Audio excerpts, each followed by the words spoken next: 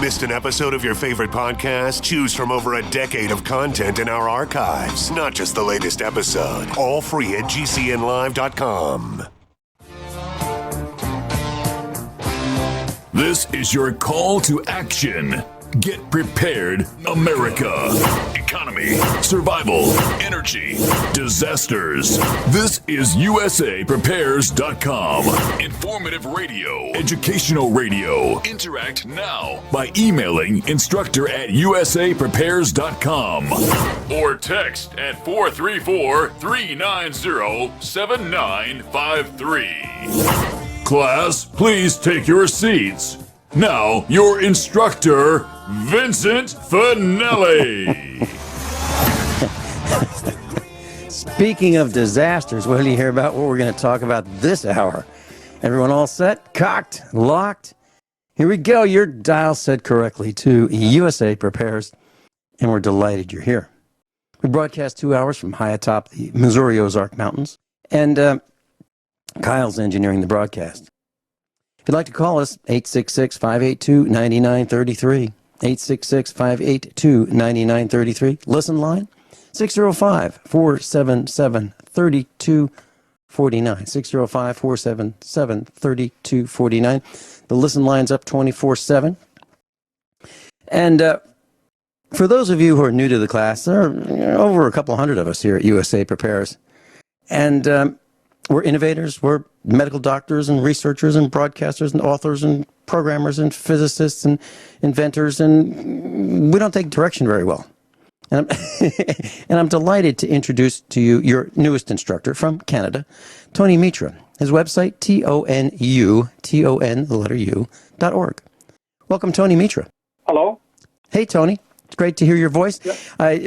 I wanted to share with our class, our worldwide broadcast classroom, how we were introduced. Werner Bach called me from New Brunswick, Canada, and he said, you really need to contact Tony Mitra. He's going to talk about glyphosate and the dangers, and he's dedicated a great portion of his awake life to pursuing the truth about it and getting the word out about glyphosate and the dangers to the planet and everyone here alive, everything alive. And so I'm delighted to be broadcasting this hour with you, Tony. Can you share a little bit of your background? Who is Tony Mitra? Sure. I was, first of all, born in India. You can make out from my accent. I never worked in India. I was a marine engineer. I started out my career working on commercial ships as an engineer, went around the world, and I started my shore life away from ships, starting in Hong Kong. And when China was about to take over Hong Kong from being a British colony, there was a speculation that non-Chinese people might find it difficult to stay there and so on. And there was a kind of a migration out of Hong Kong. At that time, I fell into that mindset. It turned out that Hong Kong remained pretty cool till now. But anyhow, I got an offer of a job in Miami, so I moved to USA, and that's when I spent my 1990s. And I first got my information about GMOs, which was just coming around the corner over there. Instinctively, I went against it without knowing too much about the science, mainly because it didn't sound all right to me for corporations to own life forms, and especially food, which is the biggest business in the world. For some corporation to own patent rights to the seeds, it just ethically didn't sound all right to me. So I started going against it as a socially conscious person, although I was not a politician or nothing. I was just an engineer. And then I fell in love with Canada and moved to Canada in 2002. By that time, the Human Genome Project was completed. And while I was involved in activism to protest against GMO and, Monsanto and so on, I gradually shifted my focus to glyphosate through help from a lot of scientists who are actually able to educate me on that, most of them from USA, by the way. And I realized that while GMO was bad, the focus is purposefully perhaps kept away from the ravages that glyphosate causes with or without GMO, and how it was penetrating into our food system, into our environment, into our forestry, how it was beginning to decimate our wildlife. And that is when I almost single-handedly went after glyphosate, exposing the truth, and I started knocking my head against the brick wall of the Canadian government by that time to get some truth out. And that's what brought me where I am today. Tony, this is a very serious broadcast, and what you're saying about the ravages of glyphosate are very serious. When we've been broadcasting for years, and I live on a farm. I'm a farmer. We have 240 something acres, and I raise Black Angus cows. And I've noticed that, of course, the weather anomalies. I've noticed even the trees are dying. I've noticed the absence of birds. I've noticed the absence of bees. I've noticed the absence of all kinds of wildlife. Would you say that glyphosate is responsible for some of what I've noticed here on the ground at our farm in Missouri? Well, I have not been to your farm in Missouri, but I have enough information from multiple sources, starting with wildlife caretakers and scientists such as Judy Hoy of Montana, or biochemists like Anthony Samsel of Deerfield, New Hampshire, or Don Huber from University of Purdue in Idaho, and also wildlife biologists here in Canada, that among all the different things that are hurting the wildlife, the single most important one is the presence of glyphosate in their food system, and especially when a young mother, or rather pregnant mother with a fetus in its womb, is exposed to glyphosate in its feed, how that glyphosate bypasses, is able to cross through all kinds of barriers and get into the embryo, and how it prevents normal development, so the baby is born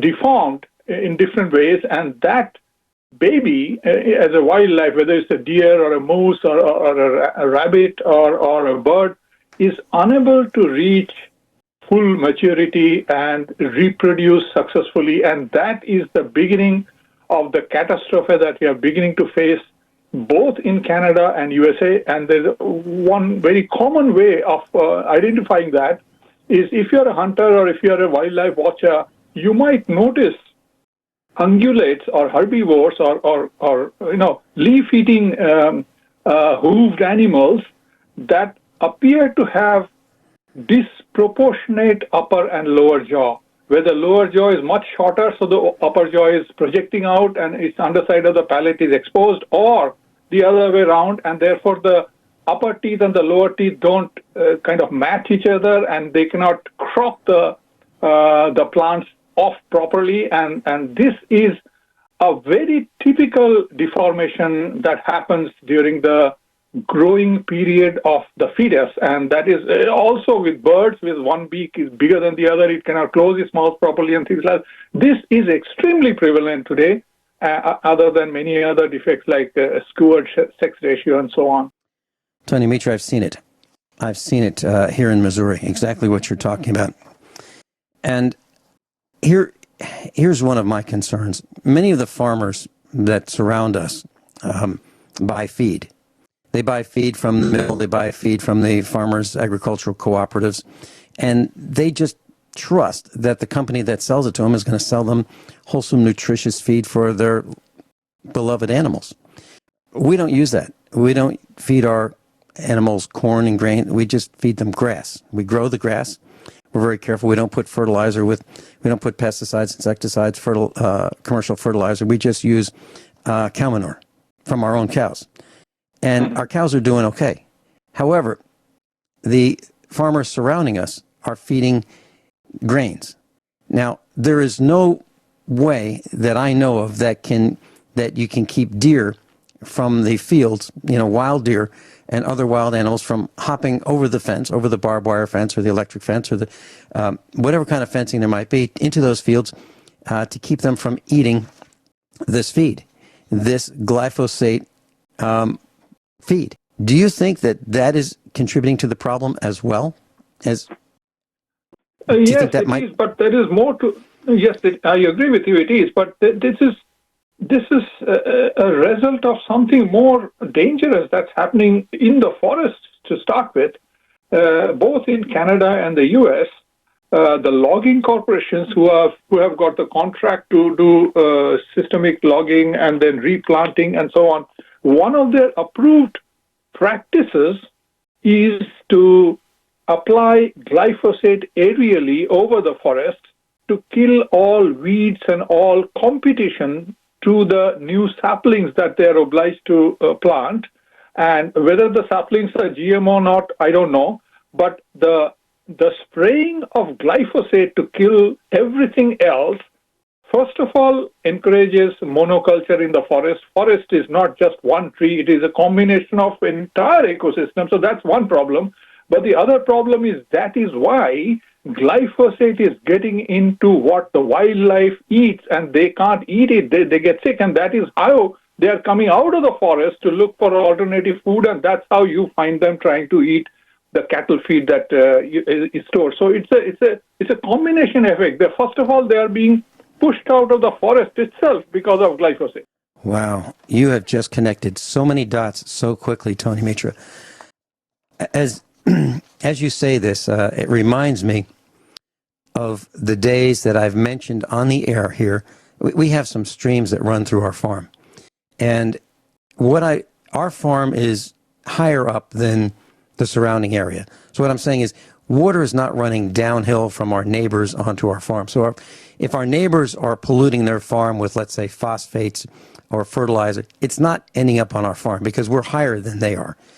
What we are seeing, though, is after a rain, we are seeing foam form in our streams. Now, the foam is not coming from us. Not from anything that my family has done, or we've been here for 12 years. There's nothing that we have done on our farm that would cause suds to be in our streams. So it has to be coming from the air. And is that something that maybe we're talking about here? Could that be glyphosate? Or is that maybe some other kind of spraying? What are your thoughts on that? Can we talk about that for a second when we come back? Tony Mitra, TONU.org. We'll be right back. Class, Tony Mitra is with us, MITRA. His website, TONU.org, exploring citizens' duty on food security and environmental sustainability issues. Tony, I mentioned many times on this broadcast that I'm noticing that the trees, the 40-year-old trees and older, are suffering. They're falling down, the limbs are falling, and they're just falling over and dying. The younger trees, the saplings, seem to be able to withstand whatever this onslaught is that's attacking them. Is this symptomatic of what you're talking about, along with the foam that I'm seeing just coming up into the water on the streams that arise from wet weather? Well, what I've been told regarding this issue of trees suffering, in Canada, this is a very common thing they talk about pine beetle attack and so on, and climate change, and that's why as it is getting warmer, the beetles are invading further north. There is also another side of the story, and that is when you start spraying glyphosate over the forest, and of course, when you do it aerially, it's not just falling on clear-cut area, it's going to go all over, it goes miles around. So it falls on existing trees that are not being felled at the moment. And even if it doesn't kill the trees, the mature trees outright, it does not help them. So you are weakening the trees and making them susceptible to some kind of attack, whether it's pine beetle or anything else. When you weaken a person, it becomes susceptible to all kinds of disease. So that's one problem. And then in British Columbia, in Canada, it might have happened in USA also. What they did was they tried to say that these sick trees need to be killed so that the pine beetles could not grow on them and could not pass on to the next trees. And they injected arsenic and stuff into the veins of the trees that killed hundreds of thousands of trees that way. and it was a bonanza for the logging corporations because now they could be logged because they're all dead. And what happened after that is that bloody arsenic was in the bark. So in the logging operations, when they tried to split the bark away and pulverize it to turn into products that can be sold, this arsenic got into the air and it spread everywhere. People started getting sick, so now they're banned it. Now we have 100,000 plus trees standing with arsenic in their veins, in their dead bark, and nobody knows what to do with those trees. And now woodpeckers and all are chipping into it, and it's a disaster, So I don't know where to state it. But your talk about the foam has gotten me interested. I'm not a biochemist. I don't know whether saponification is a natural reaction that happens with glyphosate's presence, whether fatty esters and such can hydrolyze and make foam. I've gotten curious about it after I heard from you, Sam. I'm going to check up with this actual scientist. And I'm just an engineer. I'm not a scientist, Well, let me describe visibly what this is. So we have this grass in our front yard, and we've got grass all over our farm.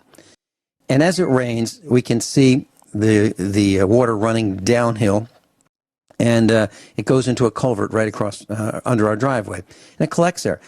And my wife went out one rainy morning. She said, "Look at this! Look at this!" So she got some bark. She got a piece of bark, and she just scooped up some of this foam. Now, this foam is not like bubbles that you would see if you overfilled your washing machine, your clothes washing machine, with detergent. It's not like that. Because if you touch one of those bubbles, they'll pop instantly. These things are sticky. These bubbles have 20, 30, 100 times more resistance to being popped, by a touch of the finger than a soap sud or detergent bubble. So these are sticky, and I still have. Let me reach over. I still have this piece of bark in the studio, and what it looks like, these bubbles have the water that was in them evaporated, and it's like this scum.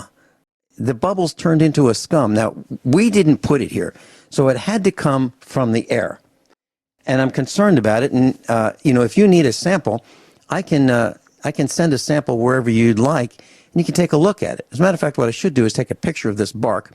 And I think I might even have some pictures of the foam. But it's very disturbing because it's not normal. And we didn't do it. Somebody did. And it's not natural. It didn't come from nature. That's what I'm saying. It's like a plastic. It's almost like a plastic. Tony, when we come back, can we talk about the deception by the Canadian government in the approval of glyphosate? Sure. Yeah, let's talk about that. We'll be right back. Class, this is about as important as it gets. And Tony Mitra is with us, TONU.org, TONU.org. Tony Mitra, is it possible that we could be at this point with glyphosate attacking everything around us without the support of a government cover-up? Well, without the support of government cover-up, it would not be possible. Whether it's a cover-up or a deception, one could argue. I can talk about it from the Canadian government's point of view, and my struggle to get some exposure or truth out of the government with regard to glyphosate. Well, let's do that. Let's talk about that struggle. What was it like trying to get this information out? Okay, it started about 4 years ago. It took me some time to figure out that the glyphosate, apart from being the most used herbicide in agriculture and also the most used weed killer in our forestry and in our prairies, we did not have any record anywhere. I could not find any as to how much of glyphosate was present in our food already. I have seen that the maximum residue limit, that's the technical term used in USA and Canada, of how much glyphosate or how much of anything is considered safe in food. So you have an MRL, maximum residue limit, for arsenic in food, for mercury in food, for atrazine in food, and also glyphosate in food. And These limits are not same, they're different, and they have not been etched in stone, which means the maximum limit allowed, maximum amount of glyphosate allowed to be in your wheat, for instance, has not been constant, but over the years they have been raised. Now, is there a proof that somehow people found out that more glyphosate was safe to be in wheat today than it was considered before? No such proof has been made available. The only reason we suspect that these limits have been raised is because the old limits were already crossed. Now, about 4 years ago, I found out Canada did not have a single lab which would test food for glyphosate. So while we were happy raising the limits and spraying the hell out of our agriculture, Canada didn't even have a lab where it could test how much of it is in the food, and that was not available in the web, in the newspaper, on the TV, nowhere. I found out because I personally called all 250 registered labs in Canada to find out who would test food for glyphosate, and that's when I found out that no one will. Some of them will test water and soil, and that's it. And the reason they will not test is because they are not accredited to test it. And the reason they are not accredited to test it is because they think there is no market. The only organization that look for such tests are the government and the healthcare system. And none of them has ever wanted to know how much glyphosate is in food. So therefore, they didn't get themselves accredited. It's very costly to maintain such accreditation. And Tony Mitra asking for a handful of samples here and there is not big enough market indication. That is when I started badgering the Canadian government that at least set up a few blinking labs. Even if you don't want to test it, people can test how much they're being poisoned. And that went far. It was picked up by some members of parliament, similar to your senators. And they took my letter on the floor of the parliament and gave it to the health minister in hand, demanding that it was a she at that time, answer Tony Mitra's question of why Canadians cannot test their food for glyphosate. So sometime nearing that, the World Health Organization also declared glyphosate is probably a carcinogen, which means it can trigger cancer, and that was not a good thing to know because people have a psychological, fear about the word cancer. I mean, they don't mind being shot by a bullet or dying of something else, but cancer, oh my God. So therefore, once it was declared probable carcinogen, people started paying more attention. One way or another, Canadian government started quietly informing the lab system that they want to test some food for glyphosate. They did not declare it anywhere, but I knew because by then I had befriended most of the lab managers, and I came to know that they're scrambling to get themselves accredited and that they're also getting a lot of samples for testing. And that's when I started badgering the government to let me have the results. They started testing around 2015. I had to break my head with them for 18 months till finally in December, I got hold of nearly 8,000 records of foods that they simply dumped on my lap. Records for foods tested for glyphosate. And these records involved food samples collected within Canada, but originating from Canada, the US, and also more than 60 other countries, about 68 countries altogether. And as far as I know, this is the largest volume of data tested by anybody anywhere for foods for presence of glyphosate. And it took me almost 4 months to analyze it. I had to convert them into a usable spreadsheet. I only got printed documents initially, and it was a lot of work. But nonetheless, I was shocked to find the results, and these are as follows. First of all, North America makes far and away the most toxic food on earth. And by North America, I mean Canada and USA, and not Mexico. Mexico makes much cleaner food, so we are leaving it out of the league for now. And within North America, I was shocked to find that Canada makes even more toxic food than the United States, and that makes Canada the producer of the most poisonous food man has ever produced in our 10, 20,000 year history of agriculture. So this got me absolutely mad, and nobody knew about it. It went completely under the radar. So I ended up writing a book. I'm not a book writer, but I ended up writing a 400-page book with near 400 tables, raw data, charts, graphs to expose food type after food type after food type, how bad it is if it is made in Canada or USA, how better it is if it is made anywhere else, and which type of foods are the worst. It's not necessarily the GMO. We thought GMOs were the worst, but here, as far as glyphosate poisoning is concerned, the non-GM seed-based foods, which are desiccated with glyphosate, which are dried by glyphosate before harvesting, especially in North America, those are the ones that are carrying an astronomically high amount of glyphosate compared to all other kinds. So, in other words, wheat, rye, barley, oats, beans, some legumes, lentils, chickpeas, these are the ones that are slow poisoning the people more than corn and soy, which are suspect anyway because they're Roundup ready. So this was absolutely shocking for me, and that's how I came up writing that book and putting it up as an ebook, self-published on Amazon. It's called Poison Foods of North America. It's not designed to enter into a debate about whether glyphosate is good or bad to be in food. It is written as a guide to those who have already decided that glyphosate is a seriously harmful chemical to be in our food system.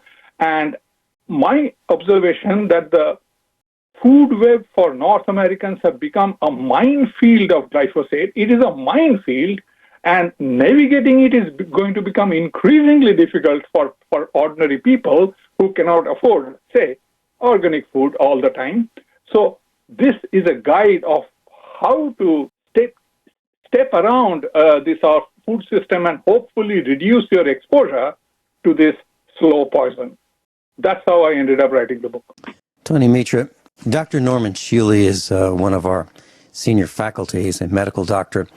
Dr. Joel Wallach, senior faculty member right here on this broadcast as well. And both of them have been saying, wheat, avoid wheat, don't eat wheat. And do you think that this phenomenon with wheat is because of glyphosate? Because I remember, bread used to be a staple. When I was growing up in the 1950s, it was okay to eat bread. Now you've got to question whether you can eat bread or pasta or anything made with wheat. Is it because of glyphosate? Yes, I think so. And not only that, you see the bread, the wheat has been so heavily used that you have different parts of wheat that are sold separately, and some foods are prepared with more of one kind or the other. Now, if you consider the grain, the wheat kernel, the outside layer of it is called the bran, B-R-A-N. It's supposed to have a lot of fiber. So bread made with wheat bran is supposed to be better because it has a lot of fiber, etc. However, because wheat is so heavily desiccated with glyphosate, that means it is sprayed with glyphosate just before harvesting, the seeds have a lot more glyphosate on them or in them than some other crop that's not being desiccated with glyphosate. And where does that glyphosate store? Within that seed, most. It stores in the bran. So therefore, I found that wheat bran is like 30, 40 times more toxic than the wheat flour without the bran. So now, those who are having white bread with the wheat flour, if it's not organic, of course, then you might consider you're not getting enough fiber, but you can get your fiber from maybe somewhere else. But if you take wheat bran, not organic, just conventional wheat bran, you are getting 40, 50 times more glyphosate for every bite of that bread. And this is one reason I got so upset when I found that the Canadian Food Inspection Agency tested so much of the food, but they did not test bread.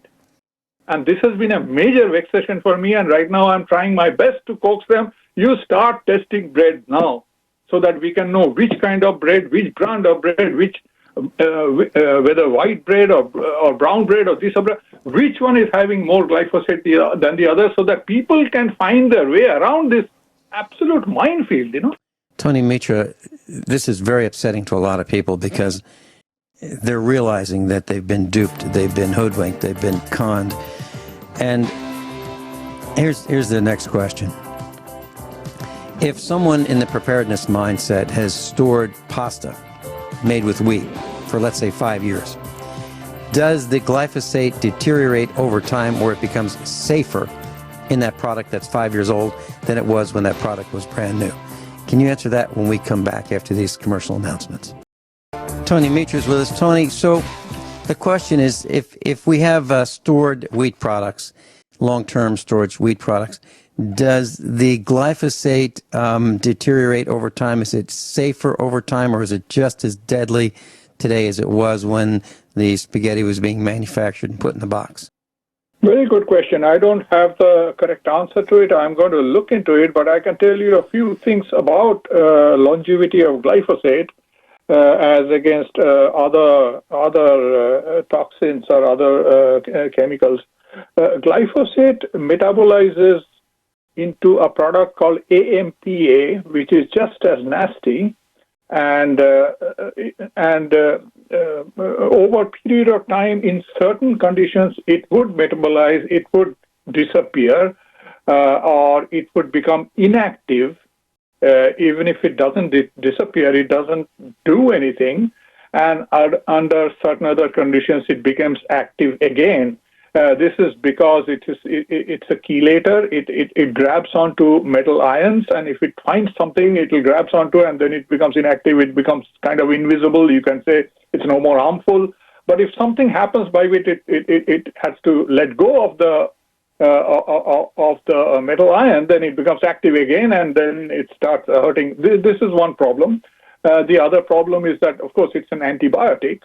The third thing is something that is not very well recognized, but it's being pushed very hard through a couple of U.S. scientists, and they have not been disproved, but they are simply being ignored, and that is glyphosate happens to be an amino acid that is a mimic, an analog, a pretender of a very essential amino acid that all life forms are based on. That amino acid is called glycine, and glyphosate is a mimic of that. It looks like that, and therefore our immune system, and by our I mean all living matters, including wheat kernels, immune system does not know to distinguish between glyphosate and glycine, and therefore when it is looking to make proteins, whether it's plant proteins or animal proteins or milk proteins or what have you, it's looking for glycine as one of the building blocks. If glyphosate is around, it picks up glyphosate, which is more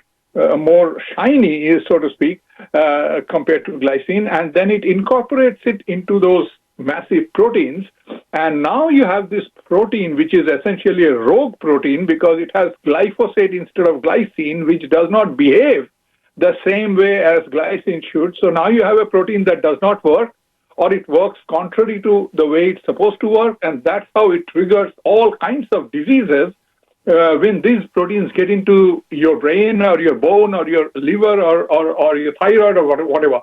So whether the glyphosate that is managed to penetrate into the wheat kernel and lying there either as idle glyphosate, that whether that will metabolize or not, or if it has incorporated into some kind of a protein, and what happens to that protein over a period of time, I think this is something that I will be checking with those who actually know this subject and testing this subject very much, such as Anthony Samsel or Stephanie Seneff. By the way, Monsanto knew that once glyphosate has been picked up into proteins, whether it's animal or whatever you're testing, it does not show up in your test. It seems to become invisible because its spectrogram, its optical image is no more at the same place where glyphosate or its metabolite AMPA should be. So therefore, in the instrument, it doesn't show up there and it appears to be invisible. However, it is still there. It is still there as a rogue protein. And if you want to know how much of it is still there, you need to use some mechanism, some chemical process before you test it, so that the glyphosate is released from that protein without getting destroyed. And they found out that the standard practice used by labs those days did not help, because while it released the glyphosate readily reacted with whatever process they were using, so it again became invisible. So the Monsanto scientists found a way of proteolysis by which glyphosate could be released from these proteins and not get destroyed and still be detected properly. And if that was done, the count of glyphosate in that animal or vegetable matter would go up by 60 to 120 times more, not percent more, times more, Tony, than if you use a Tony, we're out of time. We're out of time. Tony Mitra, tonu.org. Tony, we got to have you back again and again. Thank you so much for being with us today. Everyone all set? Cocked, locked, hour number 2 of USAPrepares.com. I'm delighted to be broadcasting with David Morgan, themorganreport.com. Welcome, David. Well, thank you, Vincent. Appreciate being here. Hey, I got to tell you a quick story.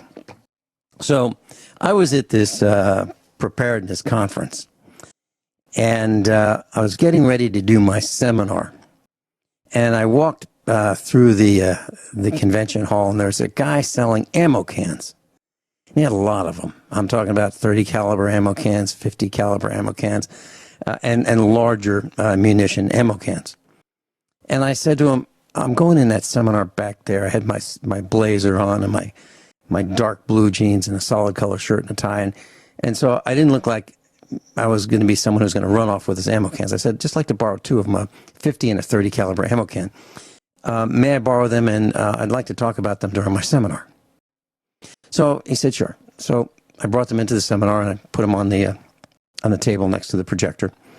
And I mentioned that there are all kinds of uses for these ammo cans. And one use for ammo cans is you could put your precious metals in them. So, for example, if you have some junk silver and you wash out that ammo can with detergent and rinse it real well, keep it in the sun so you get all the moisture out of it, make sure it's thoroughly dry, you can put some silver in there and you could have it ready to go.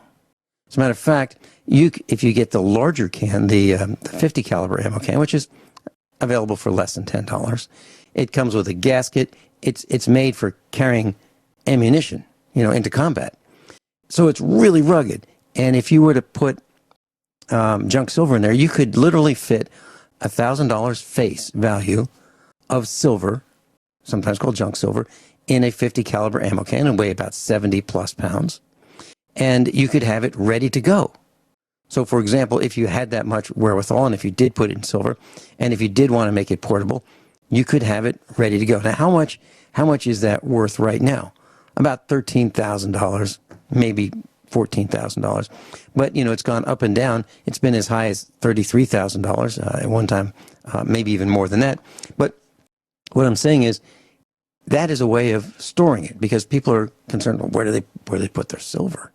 They're certainly willing to put their wedding rings on their dresser, but silver, that's really valuable. So it doesn't make any sense to me, not to have it in a place that you could grab it and go if you had to. So I mentioned this, and as a surprise, the gentleman, I mentioned all kinds of uses for ammo cans. That was just one of them. He ended up almost selling out of all of his ammo cans. He had hundreds and hundreds and hundreds of them. Next thing I know, I was at another seminar, and he was there, and I was behind the curtain at my table, and I heard him saying, don't listen to talk show hosts. Don't put all your silver in one box. Don't pay attention to what they say. They don't know what they're talking about. Found that fascinating, that it got turned on me. And I never said put it all in there. I said you can put it all in there. But, what a great way to go. So, David Morgan, do you find that people are concerned, where do they put their silver? Yeah, number two questions really side by side. One is, how do I sell it? They're very worried about selling it back. And the other one, of course, is, as you said, it's where do I put it? How do I store it? And it's so bulky. And I like to remind people that the bulky thing is really overblown. The reason I say that is, as I speak to you, I'm giving away a kilo of silver to the people that are on our free e-letter. The free part, I have a paid service and a free service. And the free service, I had a survey, and if you did the survey, you are in a drawing for a kilo of silver. Well, even at today's low silver price, a kilo is worth about almost $700, and it's roughly the size of an iPhone. So how bulky is that? And my analogy is the iPhone. If you take an iPhone that costs, I don't know, retail, what it is, $500, $600, and the bar of silver at that same size is roughly $700, then they're roughly equivalent. And I defy anyone, unless they're an art collector or a coin collector, to tell me something that is that small a dimension, that small a volume, and has that much worth. So silver is bulky relative to gold. It's 70 times less valuable in today's marketplace, and silver is less dense than gold. So the volume of gold in that same kilo would be worth 70 times as much as silver is today's price. So the point I'm making is that, yes, relative to gold, silver is bulky, but unless you're in several thousands of dollars, you said you could put 13,000 currencies worth of silver at today's low price in an ammo box, probably have a little bit of room to spare, and away you go. And we both know that the average American has a pretty tough time writing a check for $500 to $1,000 that won't bounce. So for all practical purposes, it's really not that bulky unless you're you're very well off and you're buying, thousands of kilos or hundreds of kilos, I should say. Then perhaps you've got a bulk problem. And even there, it's easily solved. I mean, it's not a big deal. Going back to, do you put it in one place or not, I think that obviously is an individual choice. Again, it depends how much you have and what your objectives are. I mean, if you're really a high net worth person and you have a great deal, then it only makes sense to put it probably in three places and probably in a jurisdiction outside of the jurisdiction you're living in. But these are all individual choices depending on time, place, and condition of the individual. A jurisdiction outside the jurisdiction you're living in. Tell us, why would we do that? Well, it's how you think it through, but it would be, for example, if there was capital controls in, let's say you're in North America, so you take a jurisdiction to store metal in, let's say, the Eurozone. You don't necessarily have to bring it back. If you do, then there could be tax consequences. But if you decided that maybe you wanted to go to it and fly to Europe and take a 6-month holiday after things cooled off in North America and come back, I mean, there's lots of options. But people are worried about confiscation. I am not. We can talk about that later today if you'd like. But it's just spreading out. I teach if you're at a high net worth and you're a real metals head, and that's part of your overall financial holdings, it's probably prudent to put it in 3 locations. But that's plenty. I don't advocate 10 or whatever. I mean, you get to be pushing, into your 70s or 80s, you might not remember all 10 places if you put it in 10. But so that's my thinking, is that could be kind of that last-ditch effort that if you needed to take an extended vacation or whatever, you could go to Australia, Hong Kong, Singapore, Zurich, you name it. There's good holding facilities around the world. And, of course, from the other perspective, let's say you're in Hong Kong, you could stick it in Idaho. So it just depends on really how far through people think will happen in the future and what they plan individually. No one knows exactly how this is going to unravel. It has started in 2008. It's really never recovered, but yet we keep pretending and extending the fallacy that everything is okay, wink, wink, and everything's going to be getting better and better. And of course, that's an absolute fake news meme that is, the drum's beating on that constantly. That's a really good point that you're making, because since the election of or selection of Donald Trump, that there's this feeling that everything's kind of okay. Things are getting better. The economy is turning around. Employment is up, unemployment is down. I'm not buying it. I think that stores are closing like crazy, and I think we do need to be prepared for all kinds of contingencies. I'm holding in my hand a paperweight. It's been in the studio for at least 5 years, maybe 6, and it's about the size of a domino, and it's got the outline of the state of Montana. It says silver 0.999 fine on it, and on the it's a little ingot. It's hand cast. It's very primitive, and it says 7.47 troy. And I just did a quick calculation. The current value of that is melt is $128. So here's this. So if you're talking about, how much is silver, something the size of a domino, $128 easily. And that's without the curiosity value of it. So you might want to say, well, it's worth maybe $25 more than that because it's interesting. So have I ever decided that, I would sell it? No. But if I were in a jam, yeah. We don't seem to have the ability to think forward as much as we should about planning and saving and not spending every cent we have. What do you think about that, David Morgan? Is that true, or is that just what I'm observing? Well, it's an accurate observation. I mean, there's obviously a few that will, but no, it's something that has been taught, or really, I would say, more accurately programmed into society. The idea that buy now, pay later. You deserve it. You put it as long as you can afford the payments. You should have it now. Mm-hmm. Everything's based on credit, and on it goes. It's not, and we're given this idea from a very, very early age. And the more programming that you get through the flat screen, the more apt you are to have that locked into your subconscious, so that it just seems to be the most natural thing to do, is to say, I make this much, what can I afford to pay over time? And it's just accepted generally that this is the normal way of doing business, which really is not the normal way of doing business. The way to do business in the past, especially after the Great Depression, was if you couldn't save up and have the savings to purchase something outright, then you didn't deserve to own it, or you just kept saving until you could. People were much more apt to live within their means and then have live in their means or below their means, meaning that they would live with what they earned and save on top of that. So in other words, they'd live slightly under their means, or maybe greatly under, so that they would be able to accumulate savings. A lot of this has to do. Great point. Living below your means. David, when we come back, let's talk about silver. Are we running out of silver? Is it disappearing, or is there plenty of silver? How much longer can we go? David Morgan, The Morgan Report.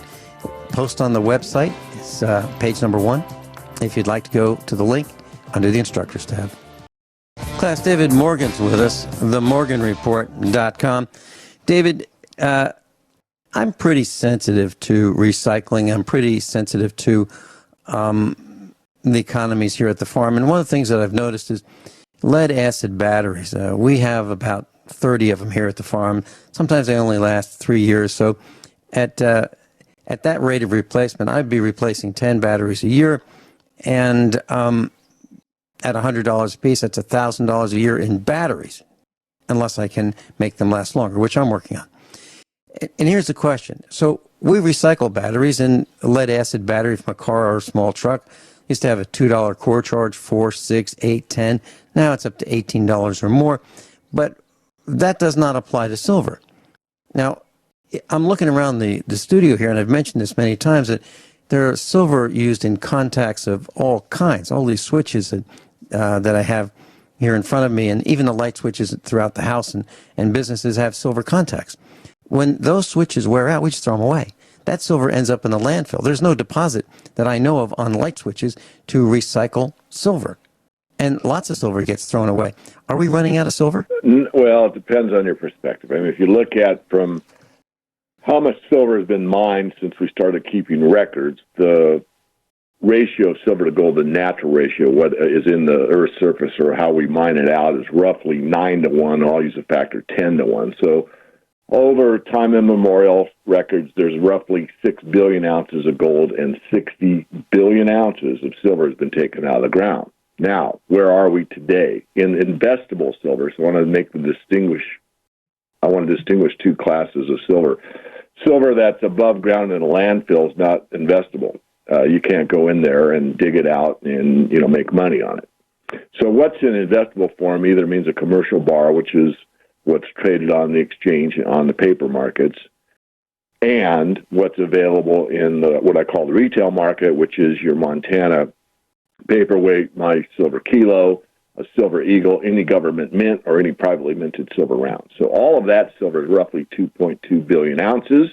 And again, gold still is around 5 billion ounces of investable gold. So there's less silver that's investment form than gold. That's number one. However, and so you go from 60 billion down to 2, and I'm not saying all the 60 billion was investable, so I'm kind of comparing apples and oranges, but the idea is that a lot of that silver's gone away.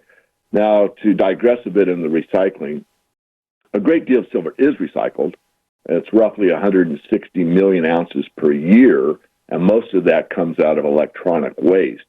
If you throw a smartphone into the waste bin, and you don't, you usually give it to the shopkeeper of wherever you're getting a new upgraded phone. They send them off to the recycler, and a very minimal producer but economic gold mine is about 1 gram per ton. Smartphones are 4 grams per ton. So a ton of smartphones is roughly 3 to 4 times better than some of the marginal mines that are mined by like companies like Newmont. These aren't like, little bitty outfits. So I digress to come back. So the above ground supply of silver has actually been building since the low of 500 million ounces. Is about all you could find in the silver market in 2006. And now, again, to repeat, we're roughly 2 billion ounces. So the above-ground stocks of silver have increased over the last 10 years or so. So I'd say, are we running out? Not really. The point I think maybe we should go on, Vincent, is that, and people hear that, and, I shouldn't invest in silver. Well, think again. Let's think, people. First of all, if you thought that you have to have a deficit for something to be a good investment, then you never buy gold because the gold supply constantly increases over time. Secondly, it's not what the supply is, it's what the demand is, and it's not the industrial demand, which is very key to silver, and it plays a very big role, but it's what is the investment or monetary demand. And that's the key. The reason silver was demonetized is the bankers wanted total control by having gold only. So they took the money from the people in 1873, and then you go into the dislocation in 1965 when basically the government under Johnson started the Johnson slugs. Basically, silver is too valuable to be used as money. And the reason for that was that the SUA, the Silver Users Association, was coming into effect, meaning that the idea was that all the big silver users had to make sure that the price of silver stayed at a low price so that their economic margins on, Tiffany's and Kodak and all the companies at the time would be able to make a high profit by keeping their main commodity at a low price. Let's talk more about your outlook on where silver's going when we come back. David Morgan's with us, the Morgan Report. David, do you have some information that our class can contact you and get and learn more about silver? Oh, absolutely. The easiest way is to go to the website. There's a contact us form. And Vincent, I'll just give you our office number, which is 480-325-0230.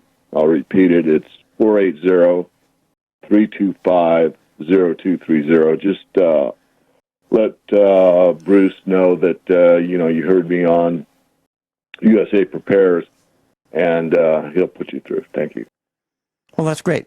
And so we can get information to our broadcast classroom to learn more about silver. Well, with the selection of Donald J. Trump, what is your outlook for silver? Well, I have to backtrack a bit, and I'll try to be brief, Vincent, but I know we have a little time left. But, I was asked at the Mines and Money show in Canada well before the election, what I thought, and a lot of Canadians thought I would have, hard leanings toward Trump, and I said absolutely not. It looked to me as if it was changing the captain on the Titanic after we hit the iceberg, because the problem is not a political problem. The problem is a math problem. You cannot pay down this debt. You cannot get out of it. There's no way that this can be resolved without a default. You either default by saying we can't pay it. That's an upright, kind of the most forthright and moral way to do it. And the other way is just to depreciate the currency until no one accepts it anymore, which is the way the governments usually do it. I said, with Trump, if he's elected, probably will make people feel better for a while. You know, the band on the deck will probably play a more lively tune. Maybe they'll give out free drinks. They'll bring steerage up to first class. And, you know, things may party on, and things seem pretty good. But the reality, again, it's a math problem. So coming back, what about silver? Well, if we look at silver from an objective perspective, first of all, what people don't know, than used to at my age level or older, was that silver was in circulation through 1964. Silver has been used as money in more transactions than gold by far. I mean, silver is the people's money. I mean, the last to be on the silver standard was China. So the idea of silver not just being an industrial commodity is preposterous. The word silver and the word money is synonymous in the Romance languages. So try to be objective about what silver's history is as far as being a monetary asset. The real, true monetary metal in history is silver, not gold. So if you establish that for yourself, don't take my word for it, let's look at how much money is used in the financial system. If you take all financial assets, ex real estate, so I'm not putting real estate investment in here at all. I'm only putting in stocks, bonds, ETFs, options, all this stuff that's out there in the financial world. A lot of it's just derivatives and made up phony baloney stuff, but it exists. Gold itself, physical gold, makes up 1% of the entire financial landscape. And remember, that's without including real estate. So if you included real estate, it'd be far, far less than 1%. Now, where does silver fit? This class, sit down and lock down. It is 0.02%. So the amount of physical silver that's held as a financial asset by the world at large is 0.02%. And this is a very important point, because not only are there very few people awake and aware to silver's monetary value and that it performs as well as gold, especially in a currency destruction.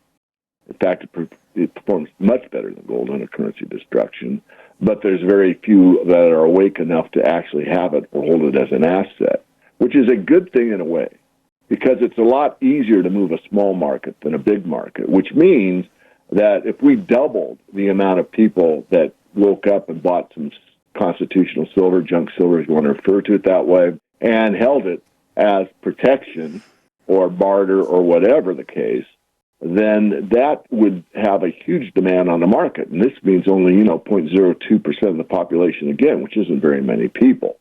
To say it another way, it's probably easier to understand, is that the amount of silver mined on an annual basis is roughly 700 to 800 million ounces on an annual basis. So if everyone in the United States owned a little, and this is what you hear from most coin dealers that are, neutral to silver or maybe slightly negative to gold and silver, they're just in the business to make, currency. They'll tell you, well, everyone should own a little. Well, if everyone in the United States, which is only 5% of the world's population, if everyone in the U.S. owned a little silver and owned 2 ounces, which I would say is a little, 2 ounces, you're talking about $36 or so, $40. I mean, that's not like going to change your life significantly. That would take up the entire annual silver supply coming out of the ground every year. And that's 5% of the world's people owning only 2 ounces. So that's how small the silver market is. So we don't have to wake up too many more people to come into the silver market for the price movement to be significant. What forms of silver do you prefer? For the person who is just going to consider jumping in and buying some silver, what do you recommend? Well, I recommend that you start small. That's in the 10 Rules of Silver Investing. You can type in David Morgan, 10 Rules of Silver Investing, and those 10 rules will certainly help everybody that's just getting started in the silver market. And I say start small, and really you want small units. I mean, basically, unless you're, multi-millionaire, you really want to have 1 ounce rounds or 1 ounce coins or less. You can get, as you said, constitutional silver. You can get bags of pre-1965 silver coins that are dimes, quarters, or halves. And those are great. So it depends on the individual, but certainly you don't want to start investing and, you save up and save up and save up, and all of a sudden you have a 100-ounce silver ingot, Now you really have a problem in a way because you have to sell exactly at the right time. It's all back in the fiat. What do you do? Whereas if you have 100 silver rounds, you have 100 decisions you can make. You could sell one, barter one, sell two, whatever. So I very much advocate to have small units, at least to begin with. You know, as you were saying this, I jumped on eBay. Not that I was distracted. I jumped on eBay and I looked at Germany. I was thinking about the Weimar Republic. And I was thinking about 5 mark silver coins. And they sell for about $20. And I'm looking at a trillion mark German note, $1.99. What I'm saying is there is absolute proof positive that you're better off with physical metal, silver, than you are with a note that is, you know, a trillion mark note is worth less right now on eBay than a 5 mark 40% silver coin. So I'm with you on that. I had in my hands at one time a 1,000 ounce ingot of silver, and I had a choice. I could get a couple tractors, farm tractors, like 100 horsepower, used, or this bar of silver, this ingot. And I decided that the tractors were more useful for me at that point.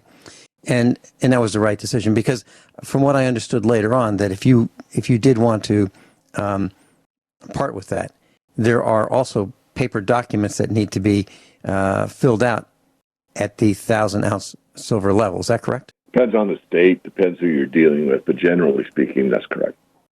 Yeah. So I am absolutely in concert with you. Small silver is a great way to go, and I totally concur. But there are those who say, you know, if you're going to buy junk silver, dimes, that's the way to go because there's more of them. There are those who will say quarters because they're a little larger, they're worth a little more. Some people say $half, some people say silver dollars. Do you have a preference between dimes, quarters, halves, and silver dollars in 90% silver? Well, dollars is a unique category because, first of all, the definition of a dollar constitutionally, and this has never been taken off the books, is 371.25 grains of 999 silver. So a silver dollar is not an ounce, but if you buy a silver liberty, which is commonly referred to as a silver eagle from the U.S. Mint or from a coin dealer, what you're going to see is $1 stamped in it, and it's also 1 ounce. But that's because the Treasury doesn't know the definition of a dollar. A true silver dollar is actually 0.77 troy ounces of silver. So that's about 3/4 of an ounce, slightly more. But the centerage that the government gets by stamping out real money, they get a bit of a profit. And this is common among, ancient times to, I'll say modern times, because, again, we stamped them out until 1965. So if you look at the 90% coins in silver that are dimes, quarters, and halves, they are 71.25 or roughly 72% silver, whereas the dollar is 77%, or excuse me, let me reframe that and say it accurately. Dimes, quarters, and halves in a dollar form, meaning 4 quarters, 10 dimes, or 2 halves, is 0.72 an ounce, 0.72 troy ounces, and a dollar is 0.77 troy ounces. So dollars sell at a huge premium. I have a few. I love them. I like to give them out occasionally to super good friends or some for a birthday or whatever. So among the others, I would say it's your choice, but I'd mix it up. Why not? I mean, if you can afford to buy, and you don't have to buy a 1,000-ounce bag. You buy a half bag, a quarter bag, and some shops will let you buy basically onesie, twosie. So you could buy, dimes one time, quarters the next time, and halves the next time, and kind of sort it out. I don't have a preference. I've got, I've got a few bags of both dimes and quarters. I don't have a bag of halves. But that's, the way I see it. I think it's a great way to go first. Well, let me tell you what happened at the kitchen table last night. It's germane to this conversation. Mrs. Finelli was there. My mom was there. We were having dinner. Our son was there. I was there. And our son mentioned that he's been invited to a wedding. He's going to be one of the groomsmen. And we're talking about the gift. We'll be right back. David Morgan's with us, The Morgan Report. So, David, we were at the kitchen table last night, and our son let us know that he was invited to a wedding. I said, great. What do you plan to bring as a gift? And we talked about it, and I said, what about silver? What about silver? And there was some silence, and I said, well, I'm not talking about like silver service. I'm not talking about silverware. I'm talking about silver. And the way I look at it is I've received, Mrs. Finelli and I received wedding presents, and some of them we still have, but I can tell you this, when I was 7 years old, my aunt gave me some silver dollars. I still have them in the same, very same white Lord and Taylor box, the small white box that she gave them to me, and I still have them. I still have them. So silver, I think, is worth a second look. Any thoughts before we take Kyler in Montana? Oh, I totally agree. I do it often for various reasons, weddings being just one of many, and I think it's an excellent way to give something that's probably going to stay with that couple longer than many of the other gifts they receive. Mm-hmm. Tyler in Montana, welcome. You're on with David Morgan. Kyle. It's Kyle. Well, it says Tyler, Montana. Well, Tyler. I guess just called me anything but late for supper. Kyle in Montana. I got a question for Mr. Morgan.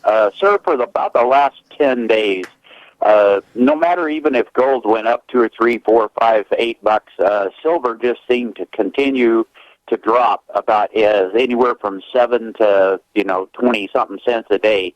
And I was wondering what kind of pressure it seems that silver is under to be coming down when we have all of these other ratios, the oversold stock market and everything else. Why would cause it to continue to drop? Yeah, it's overbought stock market, but as you meant, well, the whole paradigm is what I call the paper paradigm. Everything about price mechanism is basically under control of the plunge protection team and the way that the paper markets are set up. So right to the point, the COT, the Commitment of Traders Report, which I do for the premium members, don't do it weekly. I don't want people to get addicted to thinking that the Commitment of Traders is the only metric that you need to know which way the price movement is more likely to occur. But the short position in the silver market is at an all-time high.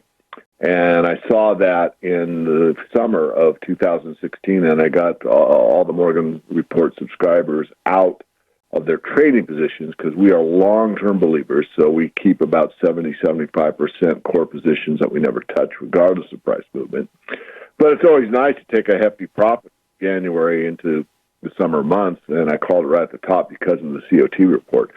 We're back up there now, and this is putting price pressure on the downside. As I explained earlier, talking to Vincent and the class, the small markets are easy to move around. So it's basically paper paradigm pushing prices down because there's so much silver that's being sold on the market that does not exist. It's called naked short selling. Well, at what point do they lose control of the paper market, and these metals can actually come to the level that they ought to be? I mean, I'm just curious as to what in the world could or would precipitate that. Well, it happened already in 2008, and it only happened on the retail side, meaning when the financial crisis, and the mainstream calls it that, happened, there was about a 30 to 40% premium on silver. So you couldn't buy silver on the paper price at all. You could only buy off of eBay or individual dealers around the country or internet dealers or whatever with about a 30% premium.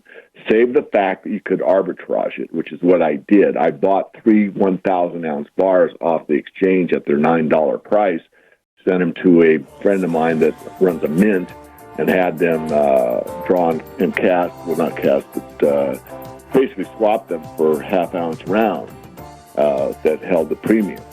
the market did come back together. Many people said it never would. I said, no, I'm afraid that we don't have a silver shortage. We have a silver retail product shortage. But that's what it'll take. It will take a situation where the physical market takes control of the price. And even when that happens, the exchange has their metrics to say we didn't fail. They have to pay you off in paper. They'll claim there wasn't a default, which of course there will be. And there'll probably be a paper price on the exchange and a real price out in the marketplace. We're out of time. David Morgan, The Morgan Report. Thank you so much. Kyle, thank you.